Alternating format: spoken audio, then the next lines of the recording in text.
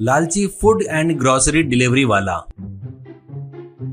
एक गांव में एक सुपरमार्केट रहता है। उसके मालिक का नाम मंगेश था। मंगेश बहुत ईमानदार सत्यवादी आदमी था। बाहर में भाव कितना भी बढ़े पर वो भाव नहीं बढ़ाता था। लोगों को तकलीफ नहीं होना करके वो अपना फायदा कम करता था पर भाव नहीं बढ़ाता था।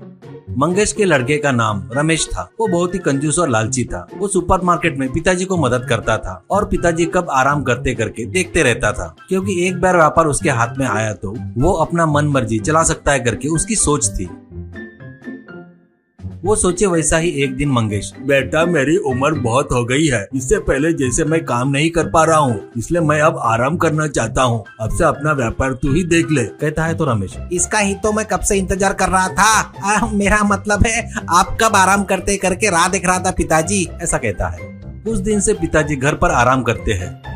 रमेश इतने सालों से ये ईमानदारी सच्चाई करके सब कुछ बर्बाद कर दिए, नहीं तो अब तक कितना पैसा कमा लेते थे। अब से मैं मामूली सामान के साथ ज्यादा मिलावटी सामान बेचूंगा, वैसे ही खाना भी यहीं पर बनवा कर उसके ऊपर भी ज्यादा पैसे कमाऊंगा, डिलीवरी बॉयज को रखकर घर घर में सप्लाई करवाऊंगा करके सोचता है। बाद में पेपर में दीवारों पर एडवर्टाइजमेंट लगाता है। Mangesh super market and super food delivery call 9985858521 करके रहता है। ऐसे वो गोडाउन भरकर मिलावटी सामान भरता है।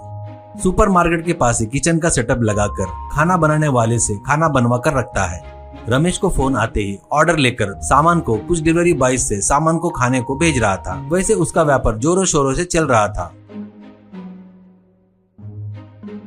उसके पास गोकुल बोलकर नया डिलीवरी बॉय नया काम पर आता है। वो एक दिन डिलीवरी करने के लिए एक घर पर जाता है तो वो पैकेट लेकर, एक मिनट बेटा, पिछले बार जो रोटी लाया था वो बिल्कुल अच्छा नहीं था, इसलिए इस बार देखकर पैसे दूंगा, अच्छा नहीं रहा तो वापस कर दूंगा करके रोटी की बास लेकर, चीची बास आ रही है, ये तो पिछली बार से भी खराब है, ये मुझे नहीं चाहिए करके उसे वापस देता है। गोकुल, सर ये वापस किए तो कैसे, कृपया करके ले लो सर, ऐसा कहता है। तो वो, तेरे को कैसा दिख रहा हो रे, मैं ये खराब रोटी कोई खाता क्या, ईमानदारी से चला जा नहीं तो ठीक नहीं होगा करके गाली देता है।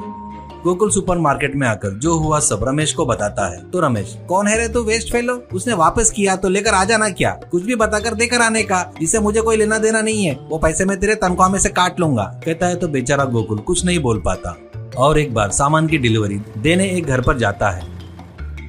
वहाँ पर एक औरत, आया क्या बेटा, तेरी ही राह देख रही थी, पिछले बार जो सामान दिया था वो पूरा मिलावटी था, इस बार कैसा है करके देखूंगी करके सामान निकाल कर बांस लेकर सूंघ कर, देखा क्या इसमें कितनी बदबू आ रही है, इससे कोई खरीदता क्या करके उसे भी सूंघाती है। वो, हाँ जी आप सच बोल रहे हो, ये सामान में बांस आ रही है, नहीं तो ये पूरे पैसे मेरा मालिक मेरे पगार में से काट लेगा, कहता है। तो वो औरत, ये तुम्हारा प्रॉब्लम है मेरा नहीं।